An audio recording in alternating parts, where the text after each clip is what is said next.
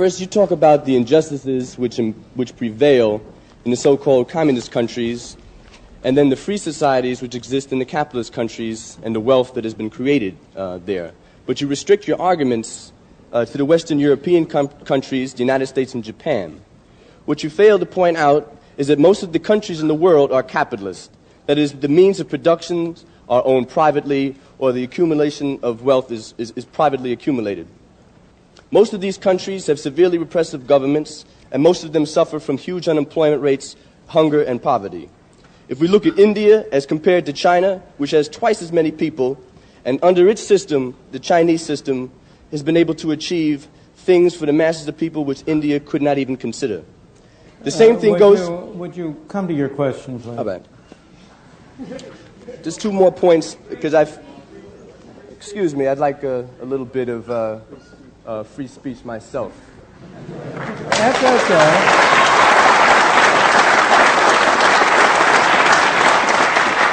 We don't want to deny you free speech. We just want to have as many people as possible. Thank you very much. And I think we've I agree with you, so let me finish. All right. The problem which a lot of us feel is, first, you did not mention, in terms of the countries you were pinpointing, such barbarous countries as South Africa and Zimbabwe.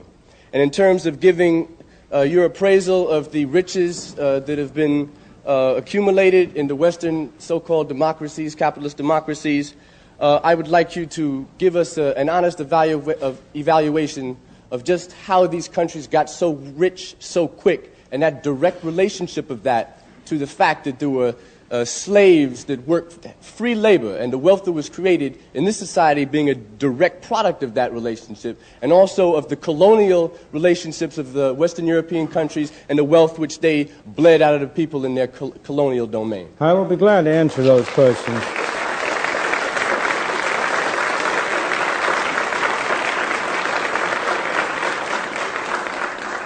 First of all, there's a sense in which every country in the world is capitalist. Soviet Union is capitalist.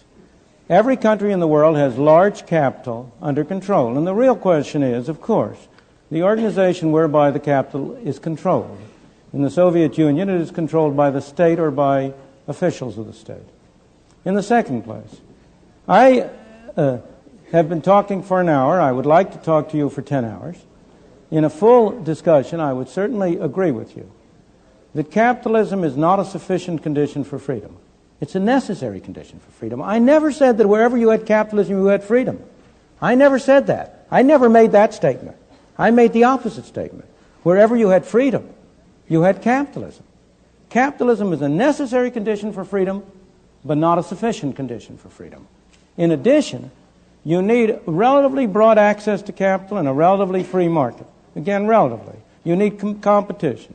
I usually refer to it as competitive capitalism to distinguish it from certain kinds of systems which have been capitalist and have all of the bad qualities that you describe.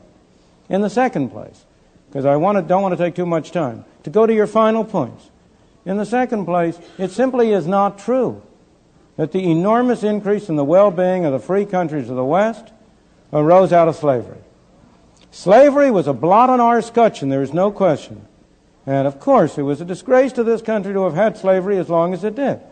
But if you take Britain, which did not have slavery, I'm going to go to the colonies, that's the next point. I'm trying to take one point at a time. The gentleman made two separate points.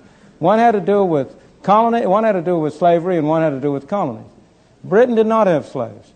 Japan did not have slaves in the 100 years since the Meiji Restoration. Hong Kong today does not have slaves. And you ask yourself, if you want to know how people feel, ordinary people feel about different systems, you ask how they vote with their feet.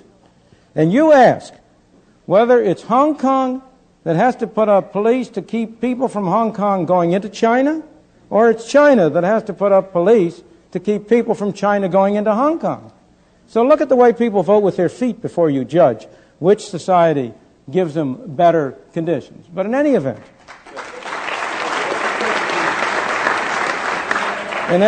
let me go to the final point of colonies. In the first place, it's not true that the wealth or the benefits of the West derive from exploiting the colonies. The facts are against you. The reason why you say that is because it is so hard for people to get out of the notion that life is a zero-sum game. They think if one man benefits, another must lose. But in a free market, both people can benefit. Now, if you take the case of Africa, the wheel had not been invented in parts of Africa by the end of the 19th century. The number of people in Africa and their average conditions of life in Africa have grown enormously as a result of their contacts with the West. Well, I would say you don't know your facts, sir. In the case of India, which is a very famous case, if you look again at the facts, all of the studies have shown that it cost Britain more to maintain India. These are some famous studies by Jacob Viner, which went into the details of it in great detail. Colonialism has always cost the mother country more than it ever gotten any direct or indirect economic benefits. The history of India is divided into three periods. The period of British rule in the 19th and early 20th century, when there was very real progress in the standard of life of the people of India. The period of the 20s and the 30s, when there was a great struggle against Britain and for independence, when there was essential stagnation in India and there was no growth. The period since the creation of independence in 1948, when you have had a highly centralized government, when unfortunately it was Harold Lasky and not Adam Smith, who was the most respected intellectual figure in India, when the Indian people have lost, not improved, when the average amount of food and so on has been going down, not up. The people of India have been worse off under independent, non-colonial government than they had been before. So, colonialism. Well, first of all, do you have colonialism today? You have the classic colonialism behind the Iron Curtain. You have Russia, which is a master country. I mean, not the Union of Socialist Soviet Republics, but Russia, which is a master country with a great colony around it within the Soviet Union, in Poland, in Czechoslovakia, in Hungary. That's the great example today of your classic kind of colonialism.